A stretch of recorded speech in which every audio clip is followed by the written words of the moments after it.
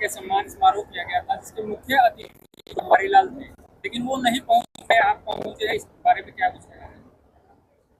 अचानक कैबिनेट की मीटिंग जो तजवीज़ हुई है उसकी वजह से बनवारी लाल जी का मैसेज आ गया कि आप मेरी प्रॉक्सी का काम भी कर लें, तो इसलिए मैंने उनकी तरफ से भी माफ़ी मांगी लोगों से, आज नहीं आ सके। लेकिन उनकी फिजिकल प्रेजेंस बेशक ना हो, उनका सम्मान भी लोगों का किया, और वो जो यहाँ आकर के घोषणाएं कोई करनी थी वो भी हो जाएगी।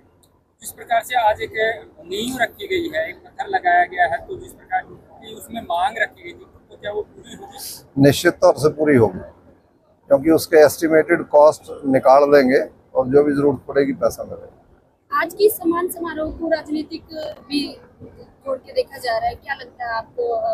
साथ में आपके शिष्य भी हैं कह रहे थे जैसे, और साथ में आप भी हैं, तो क्या कौन सी तैयारी जो है इस तरह की चुनाव की आप कर रहे हैं?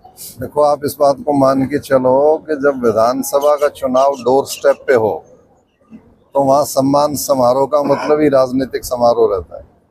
तो ये बात कहीं घुमा के कहने की आवश्यकता नहीं है। ये आने वाला जो चुनाव है विधानसभा को, उसकी तैयारियों को लेकर भी सिलसिले हैं, और सरकार भी जहां लोगों से मिल रही है, जा रही है, एमएलए एमपीज भी जा रहे हैं, पोजीशन अपोजिशन भी जा रही हैं।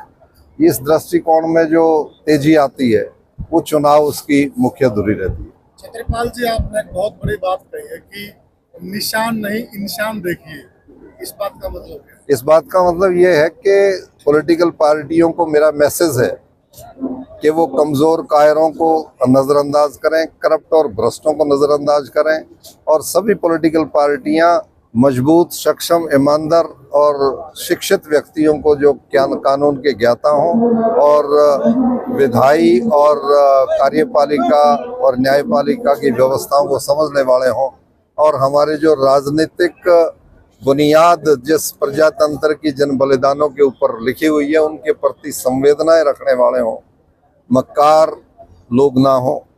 तो उस किस्म के लोगों की आइडेंटिफिकेशन सभी पॉलिटिकल पार्टियां करें तो 90 व्यक्ति, जैसा मैंने कहा, हरियाणा की विधानसभा में ऐसे जाएंगे जिनके विरोध के शब्द का और जिनके समर्थन के शब्द का कोई मायना होगा, उसके पीछे कोई कमजोरी या कायरता नहीं होगी, कोई लालच नहीं होगा, और उनके पीछे हरियाणा के जनमानस की आवश्यकताएं होंगी और कानून के परिवेश में होंगी।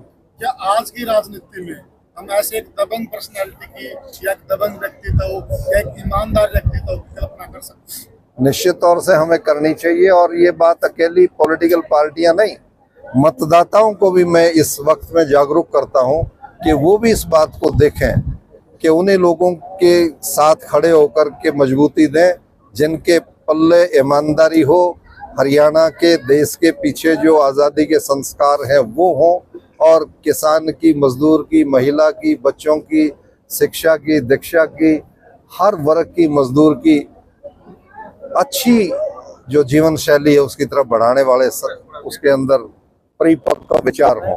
सत्यवान बालक जी के आज की इस सम्मान समारोह को कितना सफल मानते हैं? इसमें निश्चित तौर से जो इसका टारगेट था उस टारगेट के मुताबिक इसको कामयाबी मिली है, और इसने उकलाना के जो रिप्रेजेंटेशन था उसको तकरीबन यहाँ पे सम्मिलित किया है, जिसमें सरपंचेस हैं, एक्स सरपंचेस हैं, ब्लॉक समिति, जिला परिषद के लोग हैं, जिसके अंदर पॉलिटिकल पार्टी के जो चुनिंदा व्यक्तित्व हैं वो इसमें हैं, और बालक की और इस इलाके की जो 5 गांवों की खेदड़ समेत अच्छी सरदारी ने शिरकत यहाँ पे की है। तो एक सफलतम आयोजन इसको मैं कहूँगा। छत्रपाल जी, एक दौर में गुरु ने बड़ा धमाल किया, अब चेला धमाल होने जा रहा है, इसके लिए आप? मुझे तो इस बात की बड़ी खुशी होगी कि तो गुरु चेले दोनों के मैदान में आने के। हाँ, तो क्या बुरी बात ये तो अच्छी बात। मैं तो ये समझता हूँ कि घिराए चालीसा का जिक्र मैंने किया मेरे भाषण में। घिराए चालीसा का जो संगठन बना था 40 गांवों का, वो इसी बुनियाद की बात मैं करने लग रहा हूँ जिसके पीछे ये सोच थी, ये संस्कार थे, और उसमें जो लड़के कोई छात्र राजनीति के रूप में, कोई पंचायत के रूप में, सरपंच के रूप में, कोई जिला परिषद ब्लॉक समिति के रूप में, या एक बहुत अच्छे सोशल एक्टिविस्ट के रूप में, जिन्होंने उन नक्शे कदमों को समझ करके अपनी कर्तव्य परायणता के लिए आगे कदम बढ़ाए हैं, उनमें से जितने भी नौजवान आगे निकलेंगे, ऐसा मेरा विश्वास है। क्योंकि मुझे जो संस्कार मिले, मेरे साथ काम करने वालों को निश्चित तौर से उस संस्कारों का असर कहीं ना कहीं रहेगा। तो ऐसी कल्पना मुझे अपने टीम के लोगों से है, और इन्हीं में से आगे बढ़े, इन्हीं में से आगे निकलें, तो मैं समझूंगा कि हरियाणा के लोगों को शिकायत नहीं आएगी। कांग्रेस की एक संदेश यात्रा चली हुई है और बीजेपी से 10 साल का हिसाब मांग रही है, तो किस प्रकार से हिसाब दे रही है बीजेपी? देखो, हमारे पार्टी के नेता हर स्टेज पे कहते हैं कि हिसाब तो हमें इनसे मांगना चाहिए। हमने तो बिना पर्ची खर्ची का हिसाब दिया हुआ है, हमने तो डेवलपमेंट का हिसाब दिया हुआ है, लॉ एंड ऑर्डर को ठीक करने का हिसाब किताब दिया हुआ है, हमने इस बात का भी हिसाब किताब दिया हुआ है कि कानून का राज बने, व्यक्ति का राज ना बने। और किसानों को, पहलवानों को, जवानों को, बच्चों को, शिक्षा को, हर को हमारी सरकार ये कहने लग रही है कि हमने बहुत रेवोल्यूशनरी डिसीजन उसमें दिए हैं। ये बात ठीक है कि अपोजिशन भी दावे करेगी कि हमने ये किया है, सरकार ये दावे करेगी कि हमने ये किया है। बौद्धिक जो जनता का है वो इस पर निर्णय ले कि किसकी बात में सच्चाई कितनी है। ये चुनाव का समय है, और चुनाव के समय में अब शिक्षा में हम बहुत पीछे नहीं हैं, हम शिक्षा के अंदर काफी आगे हैं। तो हम ईमानदारी के साथ इस बात का अवलोकन करें, आंकलन करें, और मेरिट के ऊपर वोटिंग करें। हरियाणा प्रदेश को खिलाड़ियों का प्रदेश कहा जाता है, और जिस प्रकार से ओलंपिक में विनेश फोगाट के साथ जो घटनाक्रम हुआ, उसको किस प्रकार से? मुझे दो विषयों में बड़ा दुख है। एक तो विनेश फोगाट पे कि वो बहुत अच्छा चलते चलते, और ये भी क्वेश्चन मेरे दिमाग में है कि वो एक ही दिन में 3 बाउट खिलाई गई, तो ये क्या वजह थी? क्योंकि 3 बाउट में जो बच्चा एग्जॉस्ट होगा, उसको एनर्जी की रिक्वायरमेंट होगी, और वो एनर्जी लेवल जो बढ़ाएगा तो उसका वेट भी बढ़ जाएगा। और ओवरनाइट वो एक्सरसाइज करते रहे, उससे वो 100 ग्राम का फिर भी शॉर्ट कमिंग रह गया। तो ये एक बहुत बड़ी दुर्भाग्यपूर्ण स्थिति है, और पूरा देश इसकी इंक्वायरी की मांग करने लग रहा है। मैं समझता हूँ कि इसके पीछे जो भी, यदि कोई गलत विषय रहे हैं तो उनका आंकलन होना चाहिए और उसे न्याय मिलना चाहिए। दूसरा विषय भी मैं आपसे जो जिक्र कर रहा था, बांग्लादेश के अंदर जो घटना, जी आप करिए क्वेश्चन। मैं ये कह रहा हूँ, जो हमारे पड़ोसी मुल्क बांग्लादेश में सलमान खुर्शीद कांग्रेस के बहुत बड़े नेता हैं, उन्होंने एक बयान दिया कि जो बांग्लादेश में हुआ वो भारत में भी हो सकता है। इस बयान का क्या मतलब है? देखिए, गैर जिम्मेदाराना बात किसी भी स्टेज पे नहीं की जानी चाहिए। बंगाल का राज्य का इस किस्म से घटनाक्रम होना पड़ोसी राज्यों के लिए भी एक बहुत बड़ी चेतावनी है। आज बांग्लादेश के हालात सुधरें, बांग्लादेश की व्यवस्था ठीक हो, ये चिंता सभी पड़ोसी राज्यों को होनी चाहिए, और भारत सरकार को सबसे ज़्यादा होनी चाहिए, क्योंकि हम इस जोन में लीडिंग राष्ट्र हैं। और आज शेख हसीना हमारे यहाँ शरणागत हैं, और हिंदुस्तान का जो हुक्मरान था, हिंदुस्तान का जो नेतृत्व था, बांग्लादेश को बनाने में उसका बहुत बड़ा योगदान और हाथ था, हमारी कूटनीति का हिस्सा था। यदि बांग्लादेश सक्षम रहता है तो हिंदुस्तान सक्षम रहता है, ऐसा मैं महसूस करता हूँ। और आज वहाँ पे हालात के ऊपर कड़ी निगाह सरकार रखे हुए है, और इस किस्म की बात कहीं बड़ी स्ट्रेटेजीज के तहत घटती है, और हिंदुस्तान को भी उस नज़रिए से सचेत रहना है। और वहाँ भी इस चीज़ का, जो पाकिस्तान और बांग्लादेश अलग होने से जो हमारी पाकिस्तान की लड़ाई के खिलाफ मजबूत होती है, और जो अंतर्राष्ट्रीय सत्र के ऊपर हमारी जो बढ़ती हुई पॉलिटिकल स्ट्रेटेजी है, उसको भी कहीं डैमेज करने के लिए बांग्लादेश को डिस्टेबलाइज करना, कहीं ना कहीं बड़ी शक्तियों का उसके अंदर पीछे होना, एक पॉसिबिलिटी उसकी बहुत है, जो आगे आने वाले समय में बहुत निकल करके आएंगे।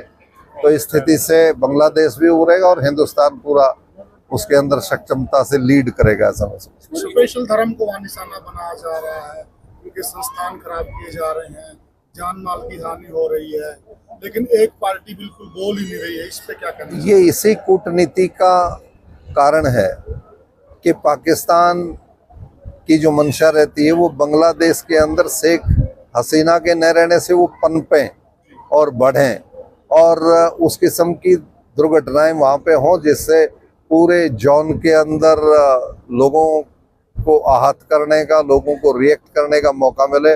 तो लोग अमन चैन शांति बना करके रखेंगे। वहाँ की सेना और अंतर्राष्ट्रीय स्तर के ऊपर जो प्रशासन और सेनाएं हैं वो मानवीय मूल्यों को दिमाग में रखते हुए इस बात का संज्ञान लेंगी। पूर्व मुख्यमंत्री के कुछ फैसले मौजूदा मुख्यमंत्री जी ने बदले हैं, पर आपका क्या कहना है? देखिए, पूर्व मुख्यमंत्री जी ने 10 साल के अंदर मूल चूक जो परिवर्तन होने चाहिए थे व्यवस्था को अच्छा करने के लिए उन पे कदम उठाए थे और अब पिछले 10 साल के अंदर जो उन कदमों के चलते कुछ विषय सामने उभर करके आए, वो सरकार का दायित्व बनता है कि उनको हरियाणा की सरकार है जो विषय पार्लियामेंट के चुनाव तक उभर करके आए और लोगों का निर्णायक फैसला उसके ऊपर प्रदर्शित हुआ, तो उनको अटेंड करना आवश्यकता था। इसीलिए मोदी जी ने और नायब सिंह सैनी जी ने उन विषयों को अटेंड किया है, उस दिशा में उन्होंने फैसले लिए हैं। ओलंपिक में कुश्ती जगत से संन्यास लेने की बात कही, तो बीजेपी सरकार किस प्रकार से सांत्वना देना चाहिए? देखिए, मैं समझता हूँ कि उनका वर्तमान जो पीड़ित इस पे दिमाग है, जो उनके सामने घटनाक्रम बीता है, उन्होंने कहा होगा इसके ऊपर वो विचार करेंगे और देश ऐसे अच्छे पहलवानों के साथ खड़ा होगा, सरकार भी साथ देगी। जब एक समय था उमेश फोगाट प्रोटेस्ट कर रही थी, लोग से भी जुड़ रहे हैं, तो ऐसे में आपको क्या कहना?